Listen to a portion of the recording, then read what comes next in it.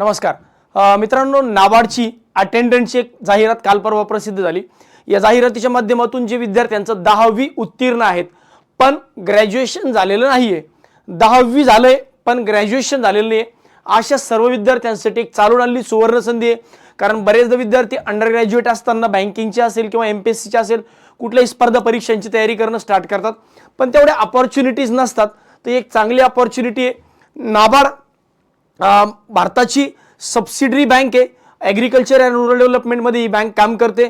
यांचे जॉब लोकेशनही चांगले आहे, म्हणजे नाबार्ड मध्ये सिलेक्शन झाल्यानंतर मुंबई पुण्यासारख्या ठिकाणी म्हणजे या दोनच सिटीमध्ये तुमचा जॉब असणार आहे। त्यामुळे मेट्रो सिटीत जॉब करायला मिळणार, ग्रोथही या पदाला आहे। त्यामुळे या संदर्भात संपूर्ण माहिती या व्हिडिओच्या माध्यमातून आपण समजून घेऊया। किती जागा आहेत, कुठून फॉर्म भरावा, कशा पद्धतीने एलिजिबिलिटी क्रायटेरिया काय काय, सिलेक्शन प्रोसेस काय काय, कोण कोण लोक फॉर्म भरू शकतात, म्हणजे वयोमर्यादा काय आहे, महत्त्वाच्या तारखा, या संपूर्ण माहिती जी आहे या व्हिडिओच्या माध्यमातून आपण स्टेप बाय स्टेप समजून घेऊया। व्हिडिओमध्ये संपूर्ण माहिती दिली आहे। व्हिडिओ आवडला तर लाईक, शेअर आणि सबस्क्राइब करायला मात्र विसरू नका।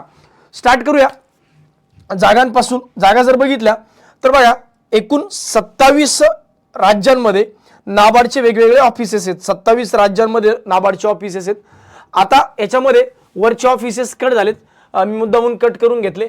महाराष्ट्रामध्ये बघा, महाराष्ट्रामध्ये जे ऑफिस आहेत, head office includes head office Mumbai आणि सोबत सोबत पुणे, दोन ठिकाणी नाबार्डचे ऑफिसेस आहेत। तर महाराष्ट्रासाठी एकूण 35 जागा आहे। 35 जागा हे कॅटेगरी वाईज डिस्ट्रीब्युशन आहे। तुम्ही तुमच्या कॅटेगरीतूनच फॉर्म भरा, सो दॅट ऑटोमॅटिकली तुम्ही जनरलच्या जागांसाठी कन्सिडर होताच। तर अशा एकूण टोटल 35 जागा आहे। 35 जागा 35। सर जागा महाराष्ट्रासाठी त्या मानाने खूप कमी आहे। हो, छोटं ऑर्गनायझेशन आहे पण प्रेस्टिजियस जॉब आहे। मी म्हणेल एखाद्या बँकेत जर तुम्ही क्लर्क झालात आणि त्या क्लर्क सोबत सोबत जर तुम्ही इकडं नाबार्डमध्ये ऑफिस अटेंडंट झालात तर मी म्हणेल कधी नाबार्ड ऑफिस अटेंडंट जॉईन करा। ग्रोथ स्लो आहे पण जॉब चांगला आहे, पगार चांगला आहे, फॅसिलिटीज चांगला आहे। त्यामुळं जागांचा विचार करू नका, प्रत्येकाने हा फॉर्म भरून टाका। मुद्दा येतो की महत्त्वाच्या तारखा, कधीपासून फॉर्म चालू होणार आहे। तर बघा, 2 ऑक्टोबर म्हणजे कालपासून ॲप्लिकेशन चालू झाले। 21 ऑक्टोबर पर्यंत फॉर्म भरण्याची तारीख आहे। 2 ऑक्टोबर ते 21 ऑक्टोबर आणि 21 नोव्हेंबरला म्हणजे बरोबर 1 महिन्यानंतर, आजपासून जर बघितलं तर ऑलमोस्ट 1.5 महिन्यानंतर परीक्षा होईल। परीक्षा सिंगल एक्झाम आहे, त्याबद्दल पुढे जाणून घेऊयाच। बरं, आता नेमकं कोण कोण एलिजिबल आहे, कोणते कोणते विद्यार्थी आहेत जे एलिजिबल आहे, कोण कोण फॉर्म भरू शकतं। बघा, जर तुमचं 1 ऑक्टोबर 2024च्या अगोदर, पुन्हा एका 1 ऑक्टोबर 2024च्या अगोदर 10वी पास झालात, a candidate should have pass 10th म्हणजेच SSC matriculation from concern state union territories coming under the state और रिजनल ऑफिस विच, हे सोडून द्या, ताण घेऊ नका, फक्त असं म्हणा की 10वी पास असावं किंवा SSC पास असावं। SSC म्हणजे आपलं 10वी। बरं, कुठल्या बोर्डातून असावं तर ऑफकोर्स सगळे बोर्ड सारखेच आहेत, त्याच्यामुळे काही प्रॉब्लेमच नाही आहे। In addition to the above candidate should domicile of the state, ज्या रिजन मधून तुम्ही फॉर्म भरताय, जर तुम्ही महाराष्ट्र स्टेटमधून फॉर्म भरताय तर तुम्ही महाराष्ट्राचे रहिवासी असावेत। तुम्ही महाराष्ट्राचे रहिवासी असावेत। जर तुम्ही महाराष्ट्राचे रहिवासी असेल तरच तुम्ही त्या राज्यातून फॉर्म भरू शकता। The candidate should be under graduate. बघा, तुम्ही 10वी असावात पण तुम्ही अंडर ग्रॅज्युएट, 3 नंबरचा कॉलम वाचा किंवा 3 नंबरचा रूल वाचा। The candidate should be under graduate as on 1 October 2024, म्हणजे 1 ऑक्टोबर 2024 पर्यंत। सर मी यावर्षी फायनल इयरला आहे, मी अप्लाय करू शकतो? हो, कारण ग्रॅज्युएशन झालं नाही।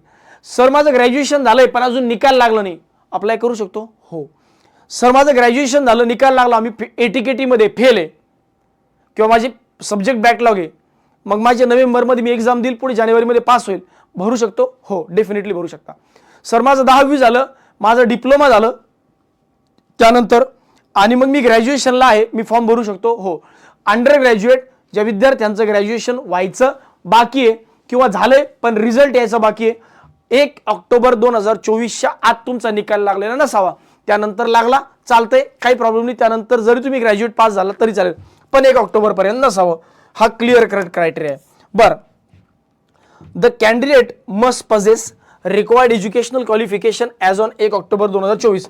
The result of 10th SSC matriculation, म्हणजे 10वीचा जो निकाल आहे हा तुमचा 1 ऑक्टोबर 2024च्या अगोदर लागला असावा। हे वरती पण मी जशा पद्धतीने सांगितलं। तर कोण कोण लोक एलिजिबल आहे? 10वी झालेले लोक, 10वी झालेले लोक पण अंडर ग्रॅज्युएट न झालेले लोक यासाठी इलिजिबल आहे. पुढे जाऊया. वयोमर्यादा काय सर? वयोमर्यादा किमान 18 वर्ष आणि जास्तीत जास्त 30 वर्ष ही कोणासाठी आहे? जनरल कॅटेगरीसाठी. मग जनरल कॅटेगरीला जर तुम्ही बिलॉंग करत असाल जनरलला किंवा ईडब्ल्यूएस कॅटेगरीला बिलॉंग करत असाल तर कमीत कमी 18 आणि जास्तीत जास्त 30 असावं. पण सर मी ओबीसी कॅटेगरीला बिलॉंग करतो तर मग 33 पर्यंत चालेल. सर मी एससी किंवा एसटी कॅटेगरीला बिलॉंग करतो 35 पर्यंत चालेल. सर मी पीडब्ल्यूडी कॅन्डिडेट आहे 40 पर्यंत चालेल. मी एक सर्व्हिसमन आहे तर मग त्या केसमध्ये तुमच्या सर्व्हिस रिझाईन केल्यानंतर 3 वर्षांच्या आत किंवा मॅक्सिमम 50 वर्ष, 3 वर्षांच्या आत किंवा 50 वर्ष. विडो किंवा डायव्हर्स विमेन आहे तर त्या केसमध्ये 10 वर्ष म्हणजे 40 वर्षांपर्यंत तुम्ही फॉर्म भरू शकता. तर अशा पद्धतीने एज लिमिटचा क्रायटेरिया. आता पुढचा मुद्दा येऊया की नेमकी सिलेक्शन प्रोसेस कशी आहे. सिलेक्शन प्रोसेस आहे बघा, सिंगल एक्झाम आणि त्यानंतर एलपीटी. बघा, the selection will be done on the basis of online test as given below and language proficiency test. म्हणजे तुम्हाला सगळ्यात पहिल्यांदा एक्झाम होईल आणि एक्झाम झाली की मग लँग्वेज प्रोफिशियन्सी टेस्ट. सर हे लँग्वेज प्रोफिशियन्सी टेस्ट क्या भानगड आहे? लँग्वेज प्रोफिशियन्सी टेस्ट म्हणजे काय तर तुम्हाला मराठी लिहिता येतं का, वाचता येतं का, बोलता येतं का याची एक छोटीशी टेस्ट होते. पण सिलेक्शनसाठी ही टेस्ट क्वालिफाईंग इन नेचर आहे. सिलेक्शन तुमचं याच्याच बेसिसवर होईल. 30 रिजनिंगचे प्रश्न, 30 इंग्लिशचे प्रश्न, 30 जनरल अवेअरनेस आणि 30 क्वांट असे 120 क्वेश्चन, 120 मार्क आणि 90 मिनिटं म्हणजे दीड तासांचा वेळ. तर या परीक्षेमध्ये तुम्ही जे मार्क मिळवणार आहे याच्याच बेसिसवर तुमचं सिलेक्शन होणार आहे. That's it. याच एक्झामच्या बेसिसवर तुमचं सिलेक्शन होईल. जी लँग्वेज प्रोफिशियन्सी टेस्ट होईल ती डेफिनेटली क्वालिफाईंग इन नेचर असेल.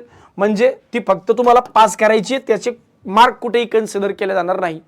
सर माझं 10वीला मराठी होतं तरी पण मला लँग्वेज प्रोफिशियन्सी टेस्ट द्यावी लागेल का? हो. All the selected candidates or waitlist candidate should require to undergo the language proficiency test. The LPT will conducted in the official language of the state concerned, the state for which the candidate has applied in the online application form. जेव्हा तुम्ही form भरताल तर जेव्हा तुम्ही महाराष्ट्रासाठी form भरताय तर महाराष्ट्रासाठी मराठी ही राज्यभाषा आहे. मग मराठीची लँग्वेज प्रोफिशियन्सी टेस्ट द्यावी लागेल. कधी? परीक्षा पास झाल्यानंतर.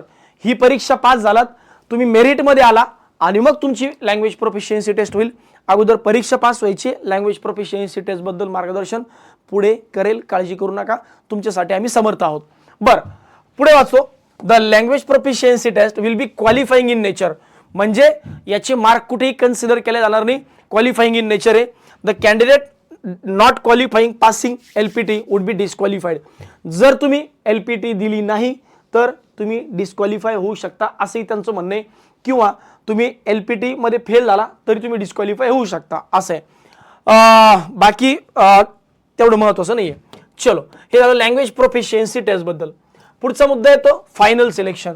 जसं मी सांगितलं की final selection will be based on the marks scored by you in the examination. म्हणजे त्या 120 मार्कांपैकी तुम्हाला किती मार्क पडतात त्याच्यावर तुमचं final selection. Look at this. Final appointment of the candidate will be depend on the performance in the online test in the order of merit qualifying in LPT. म्हणजे काय? तुम्ही परीक्षा पास झालात, तुम्ही एलपीटी दिली आणि मी पण एलपीटी दिली, तुम्ही पण एलपीटी दिली, पण तुमचा स्कोर माझ्यापेक्षा जास्त आहे तर तुमचं सिलेक्शन होईल, माझं होणार नाही मेरिटनुसार. म्हणजे वरचे 35 कॅन्डिडेट घेतले जातील.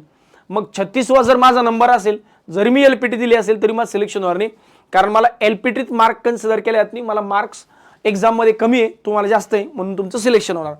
बरं, पुढे काय सांगितलं? Qualifying LPT, medical fitness, document verification, certificate, biometric data, blah blah blah.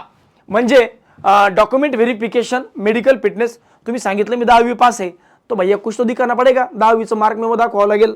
हा वाला जो पार्ट आहे तो दाखवल्यानंतरच तुम्हाला म्हणतील की यस तुमचं आता फायनल सिलेक्शन झालंय. तर अशा पद्धतीने अल्टिमेटली काय, परीक्षेत मार्क जास्तीत जास्त मिळवा, फायनल सिलेक्शन मिळवा, बाकी चिल्लर गोष्टी आहे. सर परीक्षेचा फॉर्म भरला तर कुठून फॉर्म भरायचा? तर महाराष्ट्रातून भरायचा. परीक्षा कुठे देऊ शकतो? महाराष्ट्रभर सेंटर आहे. अमरावती, अहमदनगर म्हणजे अहिल्यादेवी नगर, अकोला, छत्रपती संभाजीनगर म्हणजे जुना औरंगाबाद, धुळे, जळगाव, कोल्हापूर, लातूर, मुंबई, ठाणे, नवी मुंबई, नागपूर, नांदेड, पुणे, सोलापूर, नाशिक, चंद्रपूर. अख्ख्या महाराष्ट्रभर सेंटर आहे. तुम्हाला जिथं वाटलं तिथं देऊ शकता, नो प्रॉब्लेम ॲट ऑल. तुम्हाला सेंटर सिलेक्ट करायचं ऑप्शन आहे. पहिल्यांदा तुम्हाला ऑप्शन स्टेट सिलेक्ट करायचे, त्यानंतर तुम्ही सेंटर सिलेक्ट करू शकता. ओके सर, एक्झामची फीस काय? एक्झामची फीस बघा, जर तुम्ही SC ST SC ST PWD किंवा एक्स सर्व्हिसमन असताल तर तुम्हाला फक्त 50 रुपये फीस आहे. पण जर तुम्ही जनरल, OBC किंवा EWS कॅन्डिडेट असताल तर 450 रुपये फीस आणि इंटिमेशन चार्जेस 50, असे एकूण 500 रुपये, असे एकूण 500. Exclusive of application of GST, याच्यावर GST वेगळा लागेल. ते किती असेल तो त्या वेळेत कॅल्क्युलेट केला जाईल. ऑलमोस्ट 18% GST असतो, तर आय गेस 590 रुपये फीज लागेल, अराउंड 590 रुपयाच्या आसपास. जर तुम्ही या कॅटेगरीला या कॉलममध्ये असताल तर 9 रुपये, 500 वर 18% म्हणजे 9 रुपये, म्हणजे 59 रुपये फीस तुम्हाला लागेल. बरं, आता समजून घेऊया की फॉर्म कसा भरायचा. आता फॉर्म भरण्यासाठी सगळ्यात पहिल्यांदा काय करायचं, या व्हिडिओच्या डिस्क्रिप्शन बॉक्समध्ये सोबत आपल्या सारथी एज्युकेशनच्या टेलिग्राम चॅनलवर या संदर्भात पुढचे अपडेट जाणून पण घेण्यासाठी तुम्हाला सारथी एज्युकेशनचं टेलिग्राम चॅनल गरजेचं आहेच. जर तुम्ही सारथीच्या टेलिग्राम चॅनलवर नसताल तर आजच टेलिग्रामवर जा, सारथी एज्युकेशन सर्च करा. अराउंड 46,100 मेंबर आहेत तिथे, जॉईन करून ठेवा. सारथी एज्युकेशनचं टेलिग्राम चॅनलवर पुढचे अपडेट डेफिनेटली मिळतील. ॲप्लिकेशन फॉर्म भरण्याची लिंक सुद्धा त्या ठिकाणी तुम्हाला मिळेल. फॉर्म कसं भरायचं, सुरुवातीला बेसिक रजिस्ट्रेशन करायचं, पेमेंट करायचं आणि फोटो आणि साईन अपलोड करायचं. या पद्धतीने एकदम बेसिक रजिस्ट्रेशन आहे. नॉर्मली जसं आपण IBPSचे इतर फॉर्म भरतो त्या पद्धतीनेच हा फॉर्म सुद्धा भरायचा आहे. पुढे येऊया. सर, थोडेसे कॉमन डाऊट्स नेमके कुठले कुठले आहेत किंवा कॉमन डाऊट आमच्या मनात काय पडू शकतात, तर नॉर्मली जे कॉमन डाऊट्स आहेत त्याच्यावर 5 मिनिटं, पुढचे 2-5 मिनिटं डिस्कशन करूया आणि थांबूया. सर, एकापेक्षा जास्त फॉर्म भरू शकतो का? एकापेक्षा जास्त राज्यातून. सर, मी महाराष्ट्रातून पण फॉर्म भरतो आणि मी MP तून फॉर्म भरतो, आज चालेल का? नाही, तुम्हाला कुठल्याही एका राज्यातून फॉर्म भरावा लागेल आणि त्याच राज्यातून फॉर्म भरावा लागेल ज्या राज्याची लँग्वेज तुम्हाला येते. जसं तुम्ही महाराष्ट्रातून बिलॉंग करतात तर मराठी यायला पाहिजे. जर तुम्ही MP तून फॉर्म भरतायत तर MP ची राज्यभाषा हिंदी आहे, हिंदी यायला पाहिजे. त्यामुळे कुठल्याही एका राज्यातून फॉर्म भरू शकता. जरी तुम्ही चुकून 2 फॉर्म भरले तर शेवटचा फॉर्मच कन्सिडर केला जाईल, पहिला फॉर्म रिजेक्ट होईल. इतर राज्यातून फॉर्म भरता येतो का? हो, पण त्या राज्याची लँग्वेज येणं आवश्यक आहे. तसंही आपले लेकरं दुसऱ्या राज्यात जाणार नाहीत एवढी गॅरंटी माझी आहे. फॉर्म भरताना जात प्रमाणपत्र लागते का? नाही. तुम्ही कुठल्याही कॅटेगरीला बिलॉंग करत असाल तर सध्या जात प्रमाणपत्र लागत नाही, भविष्यामध्ये तुम्हाला लागेल. केव्हा लागेल? जेव्हा तुमचं सिलेक्शन होईल, डॉक्युमेंट व्हेरिफिकेशन होईल तेव्हा लागेल. कधीचं लागेल? 1 एप्रिल 2024 नंतरचं लागेल. जुनं लागणार नाही. तुम्ही आत्ता काढलं तरी चालेल किंवा पुढे भविष्यात काढलं तरी चालेल, पण 1 एप्रिल 2024 नंतरचं लागेल. निगेटिव्ह मार्किंग आहे का एक्झाममध्ये? हो, 1/4 निगेटिव्ह मार्किंग आहे, 1/4 निगेटिव्ह मार्किंग आहे. सेक्शनल कट ऑफ आणि ओव्हरऑल कट ऑफ आहे का? हो, सेक्शनल कट ऑफ सुद्धा आहे, म्हणजे प्रत्येक विषयात पास होणं सुद्धा कंपल्सरी आहे आणि ओव्हरऑल कट ऑफ सुद्धा आहे, म्हणजे टोटल कट ऑफ सुद्धा लागेल. तर या पद्धतीने याची संपूर्ण माहिती. या संदर्भात तुम्हाला काय वाटलं माहिती पाहिजे, तुम्हाला काय वाटलं माहिती कमी पडते, वेळोवेळी सारथी एज्युकेशनच्या यूट्यूब चॅनलला म्हणजे इथंच आपण या संदर्भात माहिती देत राहू. यासाठी टेलिग्रामला सबस्क्राईब करून ठेवा, यूट्यूबला सबस्क्राईब करून ठेवा. खाली सबस्क्राईब बटनवर क्लिक करा, बेल आयकॉनवर बटनवर क्लिक करा. 10वी पास झाले, 12वी पास झाले उमेदवारांसाठी वर्षभरात अशाच वेगवेगळ्या संधी येत राहतात. या संधीसाठी पण, या संधी संदर्भात किंवा या नोकरी संदर्भात वेगवेगळ्या व्हिडिओच्या माध्यमातून आम्ही तुमच्या समोर येत राहू. मागच्या आठवड्यामध्ये म्हणजे मागच्या महिन्यामध्ये RRBची म्हणजे रेल्वे रिक्रुटमेंटचं NTPCची एक जाहिरात आली होती 12वी वाल्या विद्यार्थ्यांसाठी. तर त्या जाहिरातीच्या माध्यमातून सुद्धा डेफिनेटली सारथी एज्युकेशनच्या यूट्यूब चॅनलवर आपण पूर्ण माहिती टाकली आहे. अशाच वेगवेगळ्या माहितीसाठी सबस्क्राईब करून ठेवा, बेल आयकॉनवर क्लिक करून ठेवा, सो दॅट पुढची माहिती तुमच्यापर्यंत आम्ही लवकरात लवकर पोहोचू शकू. धन्यवाद.